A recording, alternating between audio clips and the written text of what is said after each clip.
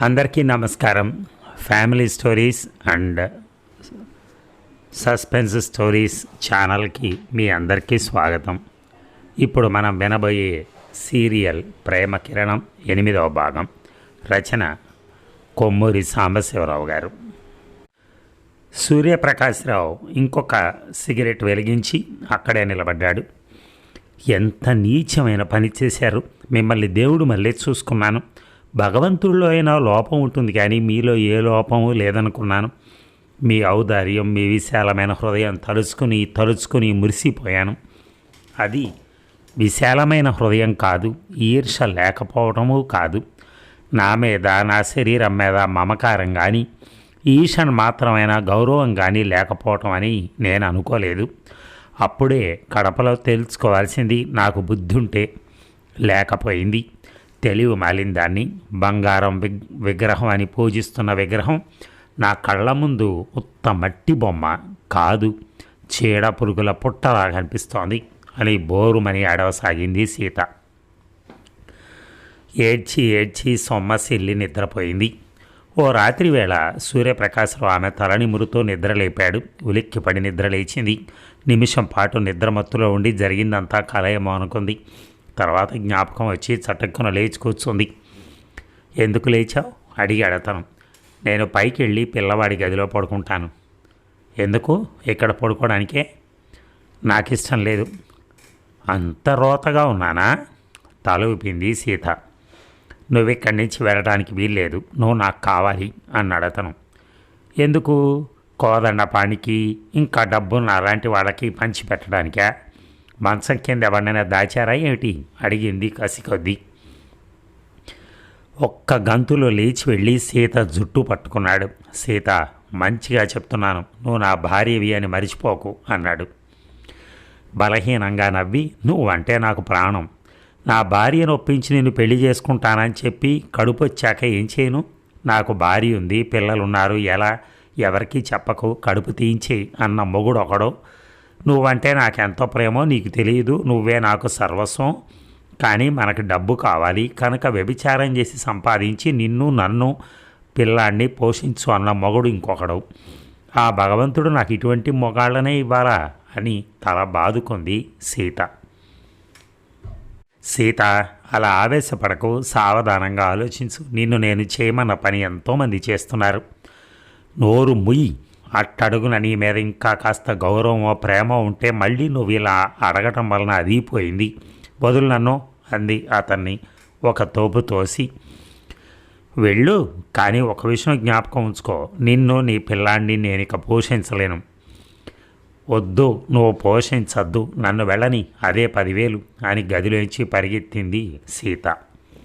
ఇక సూర్యప్రకాశ్రావు నిద్ర లేవకముందే తను లేచి ఒక సంచిలో 2 బట్టలు పెట్టుకుని పిల్లాన్ని తీసుకుని ఆ ఇంట్లో నుంచి బయటికి నడిచింది. తన దగ్గర ఉన్న డబ్బంతా మొత్తం 7 రూపాయలు. అది అప్పుడప్పుడు పెట్టే అడుగున పడేసిన చిల్లర డబ్బులు. ఎక్కడికమ్మా అడిగాడు రమేష్ మామయ్య దగ్గరికి. నాన్న రాడా? నెల్లూరికి టిక్కెట్ కొని ఆడవాళ్ల పెట్టెలో కూర్చుంది సీత. సూర్యప్రకాశ్రావు లేచి స్టేషన్కి వస్తాడేమోనని భయపడుతూనే ఉంది. అందుకే స్టేషన్ ప్లాట్ఫామ్ మీద జనాన్ని పరీక్షగా చూస్తోంది.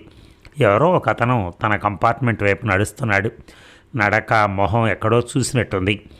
దగ్గరకు వచ్చి, సీత, నన్ను గుర్తుపట్టలేదా అన్నాడు అతను. కంఠస్వరం వినగానే పోల్చుకుంది. మీరా? ఇలా అయ్యారేటి అనేసి నాలిక నొక్కుకుంది. అతడు రవి. బాగా లావయ్యాడు. పెద్ద పొట్ట, బట్టతల, కళ్ళకద్దాలు, మెడ కింద వేళ్లాడుతున్న ఇంకో గడ్డం. మొహం అంతా నల్లగా గతుకులుగా తయారైంది. ముక్కు, నోరు, కళ్ళు అన్నీ మారిపోయాయి. అంటే ఏడాది క్రితం స్మాల్ ఫాక్స్ వచ్చింది. బతుకుతాననుకోలేదు. ఎక్కడికి వెళ్తున్నావు అడిగాడు. నెల్లూరికి, చిన్నన్నయ్య దగ్గరికి. నీ పిల్లాడేనా? తల ఊపింది సీత. ఈ మధ్య నేను మీ ఊరు వెళ్ళానేదో పని మీద మీ ఇంటికి వెళ్ళాను. నీకు పెళ్ళయిందని మీ వాళ్ళు చెప్పారు. సుందరమ్మ, పిల్లలు బాగున్నారా? ఓ ఎస్, వస్తాను.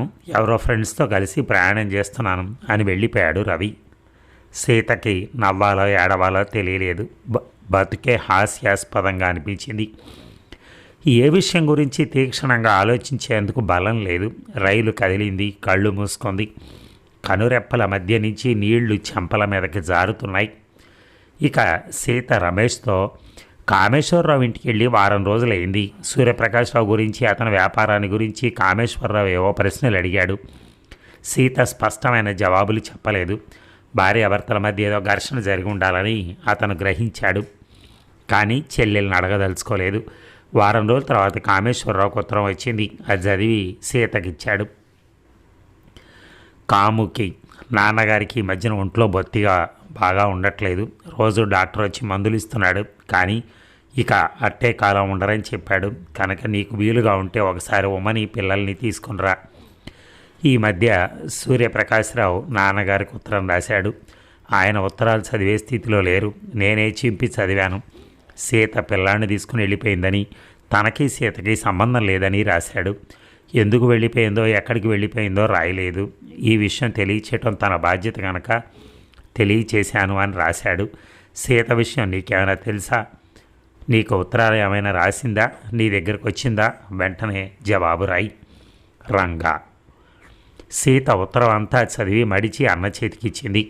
రేపు బయలుదేరదామనుకుంటున్నాను. నాన్నగారిని చూడాలనుంది. నువ్వు వస్తావా? అడిగాడు కామేశ్వరరావు చెల్లెల్ని. ఉమని పిల్లల్ని కూడా తీసుకెళ్తున్నావా? అందుకని నీకు రావాలని, లేకపోతే రాక. నాన్నగారిని చూడాలని నాకు ఉంది, వస్తాను. సరే కానీ సూర్యప్రకాశ్రావుకి నీకు మనస్పర్ధలు వచ్చాయా? చెప్పాలని లేకపోతే చెప్పకు. నేనేమైనా కలగజేసుకుని రాజీ కుదర్చగలనేమో అనుకుని అడుగుతున్నాను అన్నాడు. కామేశ్వరరావుకి చెప్పకూడదని కాదు, అతనికి జరిగిందంతా చెప్పి అతని సలహా అడుగుదామనుకుంది. కానీ చెప్పలేకపోయింది. ఆత్మాభిమానం, సిగ్గు అడ్డొచ్చాయి. భార్యాభర్తల మధ్య చిన్న చిన్న పోట్లాట్లు వస్తాయి. వస్తే ఇలా ఇంట్లోంచి వచ్చేయకూడదు. ఆ కారణంగా నలుగురు నోళ్లలో పట్టం అవుతుంది. ఇప్పుడు కాదు, సాయంకాలంలో ఆఫీస్ నుంచి వచ్చాక తీరుబడిగా చెప్తాను అంది సీత. పిల్లలు ఆడుకోవడానికి పార్కుకు వెళ్ళారు. ఉమా వంట చేస్తోంది. చెప్తానన్నావు అంటూ సీతకు ఎదురుగా కూర్చున్నాడు కామేశ్వరరావు. సాయంకాలం ఆఫీస్ నుంచి రాగానే ఉమను కూడా రాని అంది సీత. అన్న చెల్లెలు మాట్లాడుకుంటూ ఉంటే మధ్య తనెందుకని వంటింట్లో లేని పని కల్పించుకున్న ఉమ ఆ మాట విని పరిగెత్తుకొచ్చి, నిజం చెప్పద్దు, క్యూరియాసిటీతో నేను ఈ వారం రోజుల నుంచి చస్తున్నాను సీత అంది. వినటానికి సొంపుగా ఉండే ప్రణయ కలహం కాదు ఉమా, చాలా అసహ్యం వేస్తుంది అని సీత చెప్పడం ప్రారంభించింది. 2 గంటలు పట్టింది అంతా చెప్పడానికి. కాము, మళ్ళీ నీ నెత్తి మీద వచ్చి పడ్డాను పిల్లాడితో సహా. నాకు కష్టం వచ్చినప్పుడల్లా నువ్వే జ్ఞాపకం వస్తావు. తప్పు నీదే. అప్పుడు మొదట్లో అంత సానుభూతి, ఆపేక్ష చూపించకుండా పెద్దన్నయ్య మళ్ళీ ఉండవలసింది అన్నది సీత. నువ్వెక్కడికి వెంటనే బయలుదేరి రావడం మంచి పని చేశావు. ఒక తల్లి కడుపున పుట్టాం, అది మర్చిపోకు అన్నాడు కామేశ్వరరావు. నేను BA పూర్తి చేస్తానన్నయ్య. ఆ పని ఇంతకుముందే చేయవలసింది. ఇప్పుడైనా మించిపోయింది లేదు. షార్ట్ హ్యాండ్, టైప్ రైటింగ్ కూడా నేర్చుకో. మరి అంతవరకు నేను ఇక్కడే ఉండు. ఆ 2 వస్తే మంచిది, అందుకని చెప్పాను అన్నాడు కామేశ్వరరావు. ఇక కామేశ్వరరావు కుటుంబము సీత జబ్బుగా ఉన్న తండ్రిని చుట్టానికి నెల్లూరు నుంచి బయలుదేరారు. బెజవాడ నుంచి లీల, విశాఖపట్నంలో మెడిసిన్ చదువుతున్న కృష్ణారావు కూడా వచ్చారు. కామేశ్వరరావు అక్కడికి వెళ్ళిన 3 రోజుల తర్వాత విశ్వేశ్వరరావు పోయాడు. తల్లి పోయినప్పుడు ఏడ్చినంతగా ఎవరూ ఏడవలేదు. అప్పటికీ ఇప్పటికీ అందరూ వయసులో కాస్త పెద్దవాళ్ళయ్యారు. అదిగాక కమలమ్మ ఆకస్మికంగా పోయింది. విశ్వేశ్వరరావు పోతాడని ముందుగా తెలుసు. కర్మ అయినాక 12వ రోజున కామేశ్వరరావు ప్రయాణం కట్టాడు. రంగారావు సీతని తన గదిలోకి రమ్మన్నాడు. ఏమిటన్నయ్య అడిగింది సీత. నీ విషయం అడగడానికే. సూర్యప్రకాశ్రావు నిన్నెందుకు వదిలేశాడు అడిగాడు విసుగ్గా. నేనే వచ్చేశాను. ఎందుకు? చాలా కారణాలున్నాయి. చెప్పరాదు? చెప్పటం ఇష్టం లేక అవన్నీ ఇప్పుడు ఎందుకులే అన్నది సీత. నువ్వు మా కుటుంబానికి పెద్ద సమస్య కూర్చున్నావు. ఇంకా సరోజకు పెళ్లి కాలేదు. ఆ బాధ్యత నా మీద పడింది. సరోజ పెళ్లికి దీనికి సంబంధం ఏమిటి? 2వ అమ్మాయి మొగుడిని వదిలేసిందని తెలిస్తే సరోజం చేసుకోవడానికి భయపడరా?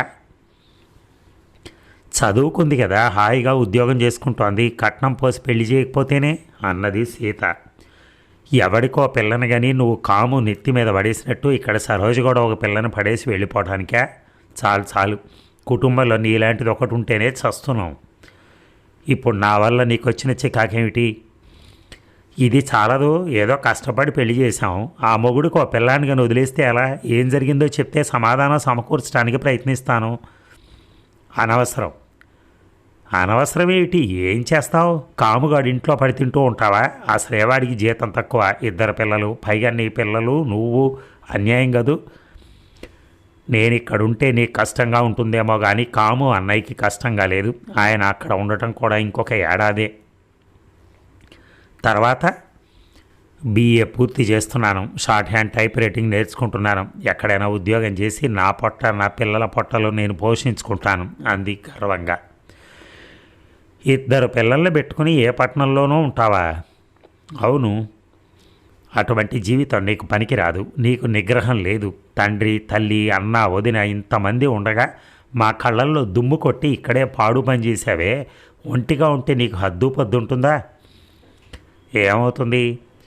పూర్తిగా తిరుగుబోద్దాని అవుతావు. మేమంతా తర్వాత తలలెత్తుకుని ఎలా తిరుగుతాం అన్నాడు కోపంగా. సీత పకపక నవ్వింది. అన్నయ్య, అటువంటి చాపల్యం అమ్మకో నాన్నకో ఉండి ఉండాలి, లేకపోతే నీకు నాకు కూడా ఎలా వస్తుంది అంది. అంటే అడిగాడు రంగారావు. ఏమీ లేదు, కనకం గొడవ జరిగిందే, ఆ రోజున నేను ఇంట్లోనే ఉన్నానని మర్చిపోకు. నీళ్ల గది నుంచి వస్తూ చూశాను. ఆ వేళ అసలు జరిగిన విషయం చెప్పుంటే మన కుటుంబ గౌరవం ఏమయ్యేది? ఆడదాని కనుక నేను బయటపడిపోయాను, మగవాడివి కనుక నువ్వు ఎన్ని పాడు పనులు చేసినా ఎవరికీ తెలియదు అని అతని గదిలోంచి బయటికి వెళ్ళిపోయింది సీత.